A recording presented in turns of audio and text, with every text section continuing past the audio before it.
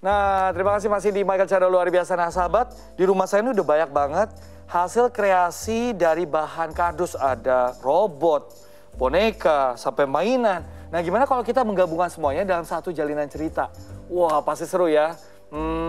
Dongeng kali, karena sekarang di rumah saya juga sudah hadir sahabat saya yang jago banget mendongeng, yaitu Kak Ojan. Halo. Apa kabar? Aduh. Sehat. Langsung aja nih, gimana kalau dikreasikan dalam satu jalinan cerita dongeng? Boleh ya? Siap. Silakan Kak Ojan. Terima kasih Kak Mike.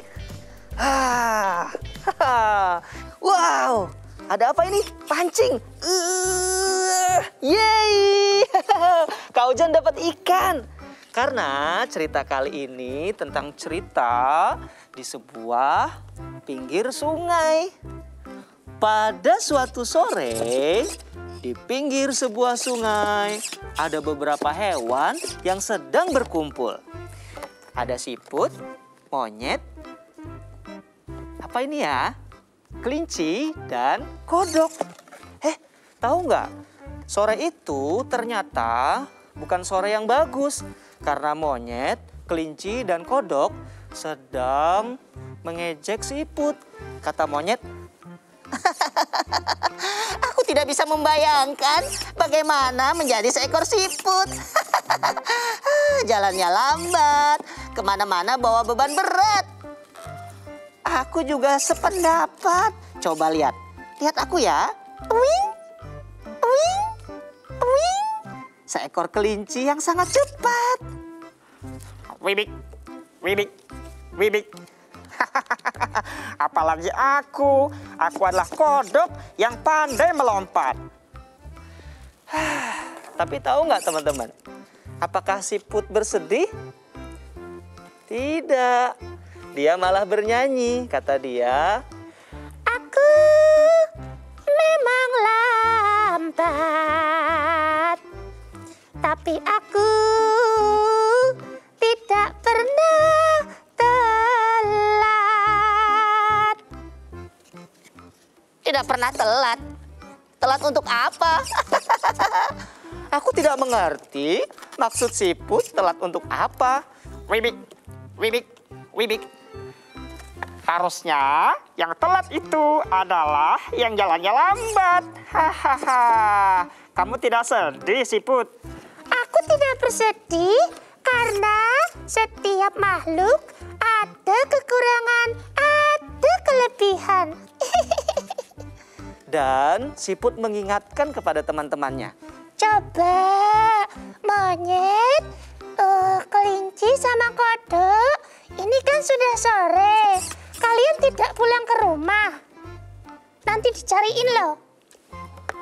Monyet, kelinci, dan kodok langsung panik teman-teman. Mereka bilang, waduh, aku baru ingat aku harus pulang ke hutan.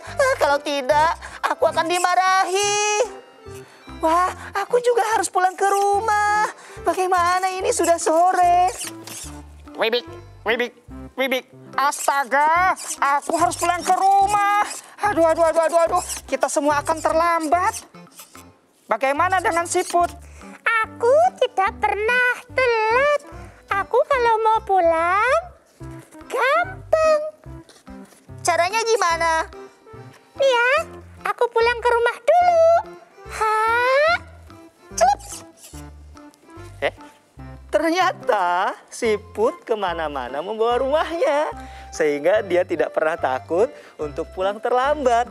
Karena kalau dia mau pulang, dia tinggal apa teman-teman? Celup.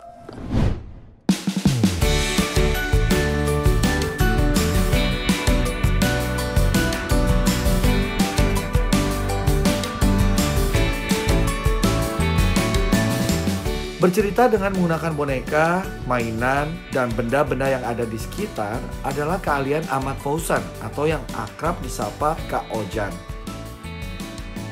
Pria kelahiran Barabai, Kalimantan Selatan tahun 1988 ini memang multi talenta dan penuh imajinasi.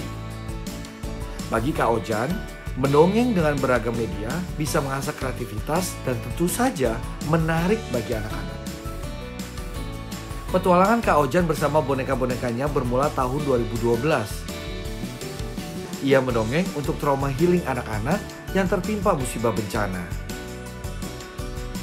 Tak heran, Kak Ojan menjadi ketua Gepuk atau Gerakan Para Pendongeng untuk Kemanusiaan selama tahun 2015 hingga 2017 dan akhirnya ia menjadi Dewan Penasihat Gepuk selama tahun 2018 hingga 2020.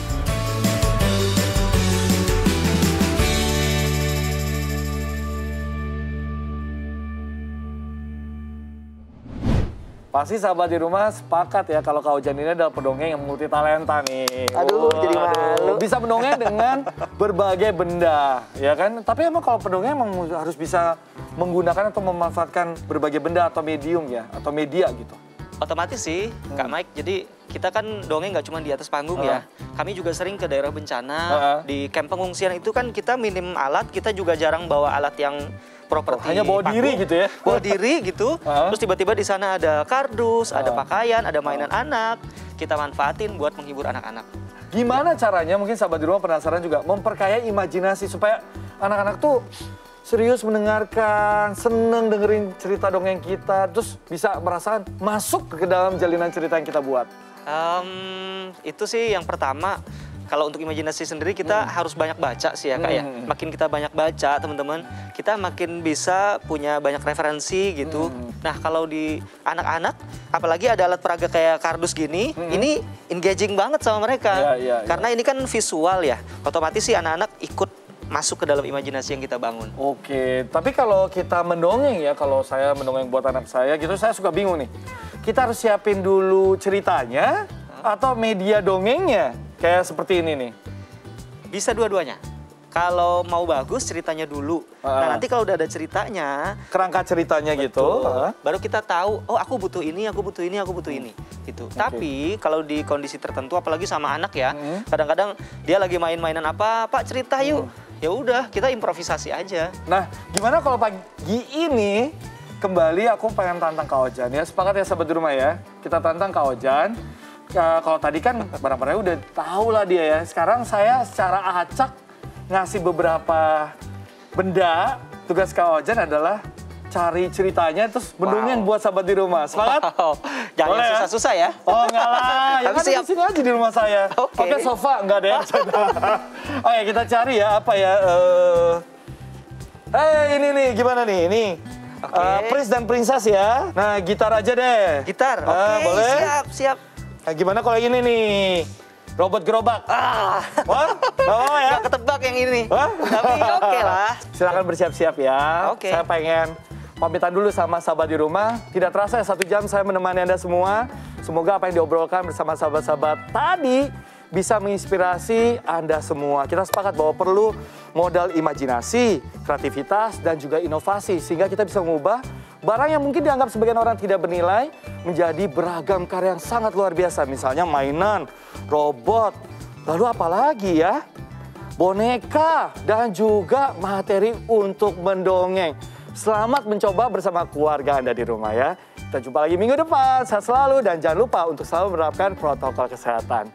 Nah sekarang kita sambut penampilan dari Kak Ojan. Siap. Halo adik-adik.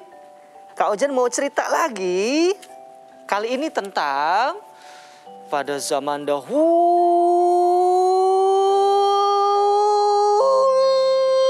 kala di sebuah kerajaan ada seorang putri raja yang masih kecil.